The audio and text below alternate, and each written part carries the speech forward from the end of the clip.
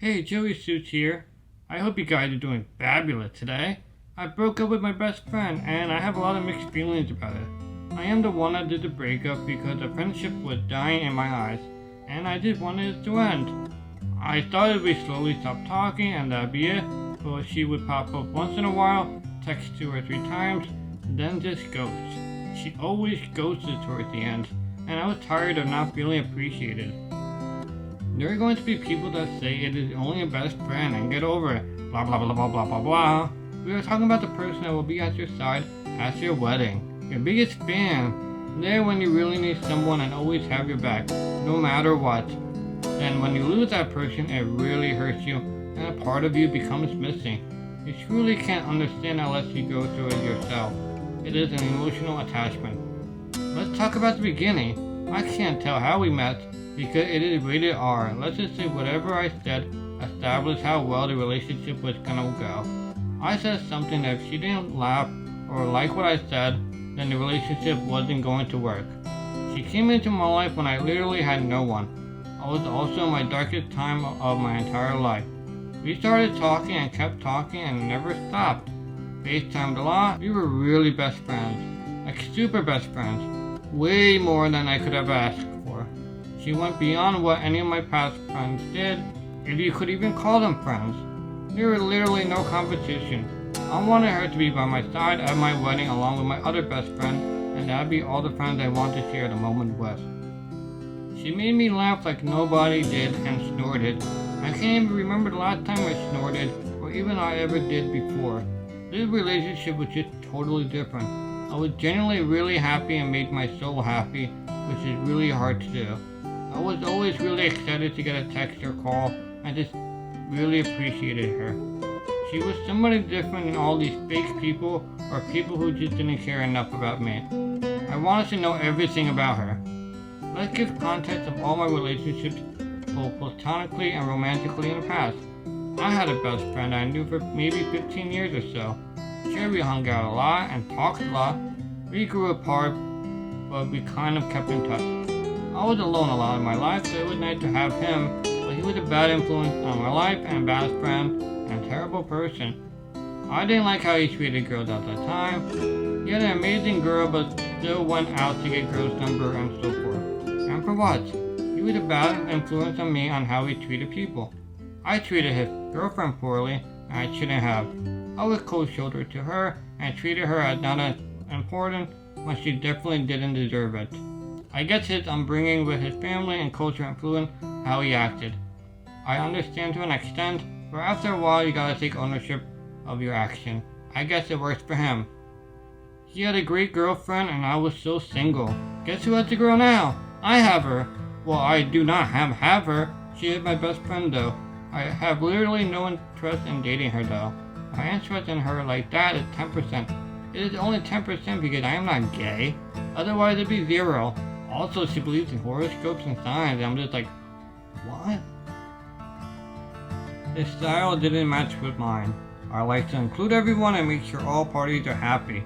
He was also manipulative to people and definitely his girlfriend. He also only wanted to do things he wanted to do, and hard-minded and everybody is wrong except him. Nothing could get through to him. He was also not there when I had my downfalls.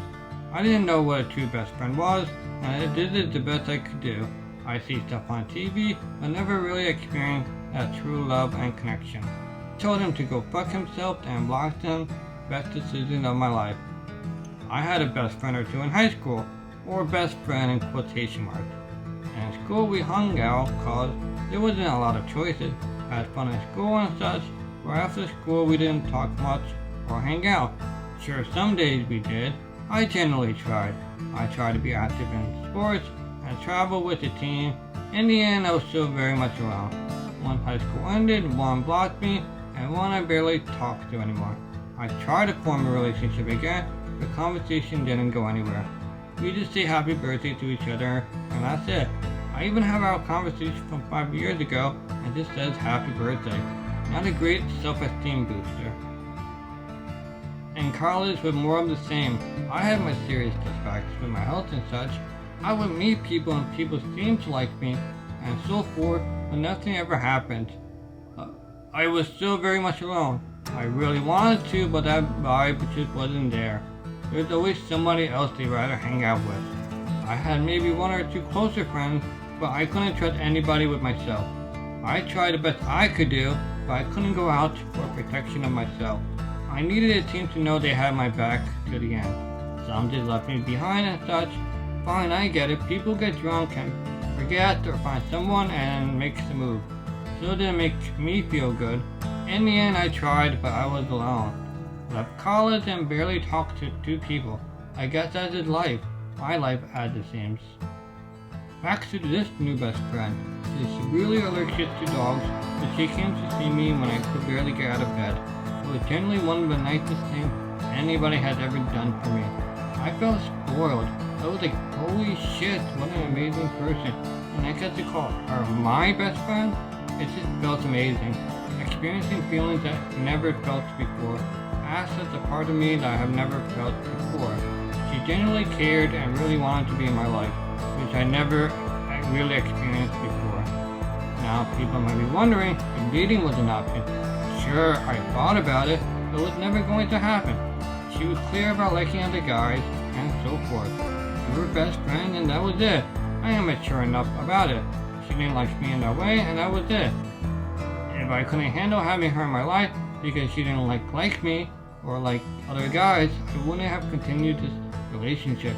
Plus, guys and girls can be friends. We aren't only made to have sex with each other. It was awesome to have her in my life and to share my little wins as I was getting better, and share our accomplishments, happy moments, and to be there for each other.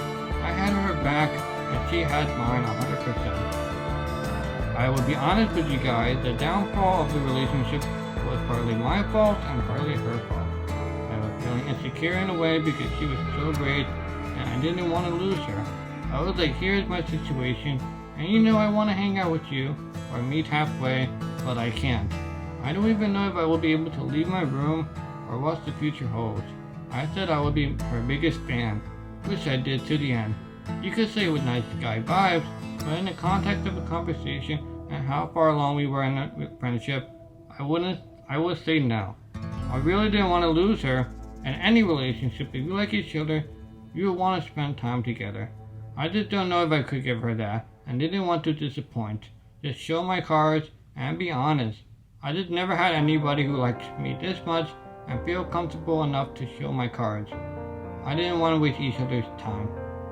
Having a disability or even severe disability like mine changes how you approach relationships. I had to compensate for what I couldn't give. I was also very much alone and wanted to make the relationship really work.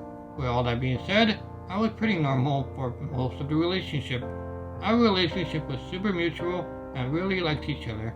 I see it happen with other disability people that they try really hard to keep the relationship when the relationship should be free-flowing, and that if you let them go, they will come back. And I grab them and suffocate them and give, and I expect it back. It is toxic and a turn off. The more love you give, the less they will like you back, oddly enough. I gave up nice guy vibes later because I would wake up in the morning to talk to her. I generally liked talking to her, and she did too.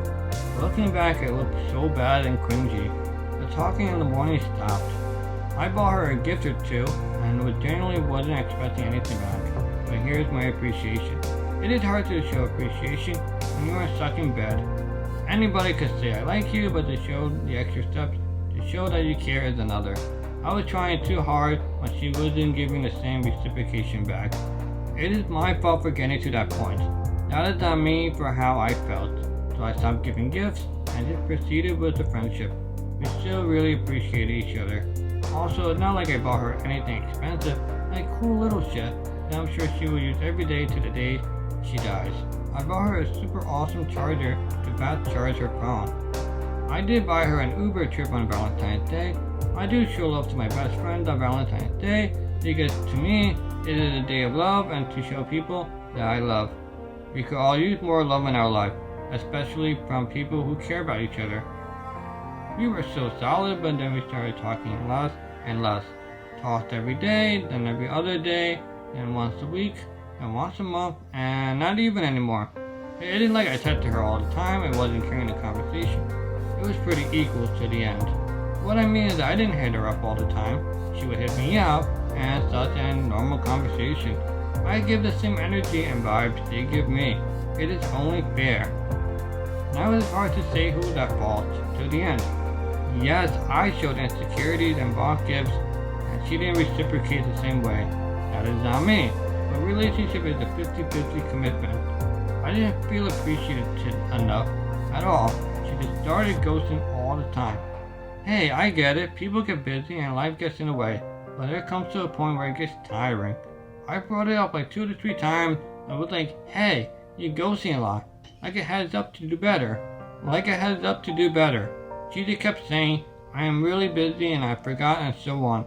At first she tried to understand, but then it's just like she knows what she is doing and pushing me to the side when something more interests her. Not cool to text someone then just post on Instagram 20 minutes later, or make a joke and not respond, or just be uninterested. I just didn't feel special in her life anymore. A best friend is someone you go to first and share memes and victories and always have an ongoing conversation, and go to that person for support and have unfiltered conversation and so forth. She was slowly pulling out and in the end just felt like a stranger to me. She worked really long hours and was trying to maintain all her other relationships. I totally get that and it was supportive, but it got to the point where I wasn't benefiting at all. I was being supportive, but she wasn't to me. I felt I was a burden and wasn't enjoyable for her and felt like work to maintain a relationship with me. She would say she was always busy, but we would talk 2 times and she'd ghost. I would go on a trip and she'd be like cool and not interested. She didn't try much to be in my life or show interest in it. It kept happening and I was tired of it. I let the relationship last another 6 months because I thought she was generally busy and everything would go back to normal, but it didn't. If I can't talk to her on a weekday or a weekend or even vacation, when can I talk to her? We had a lot of good times and I really didn't want the relationship to end.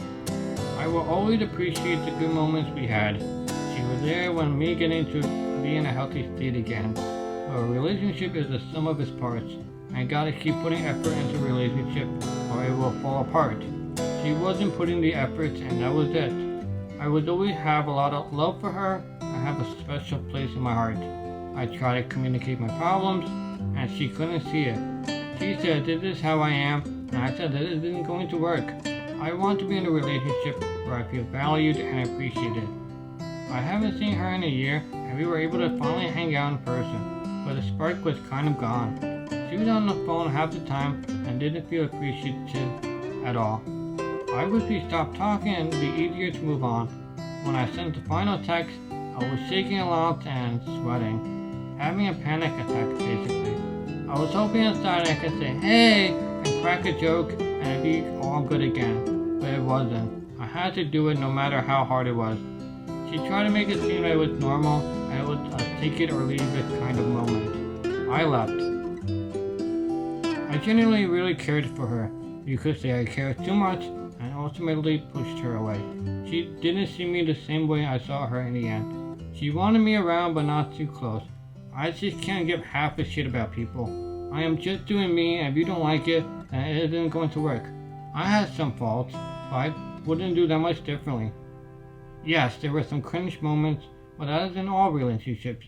The relationship ran its course unfortunately. I learned a lot about myself and how to be in better in future relationships.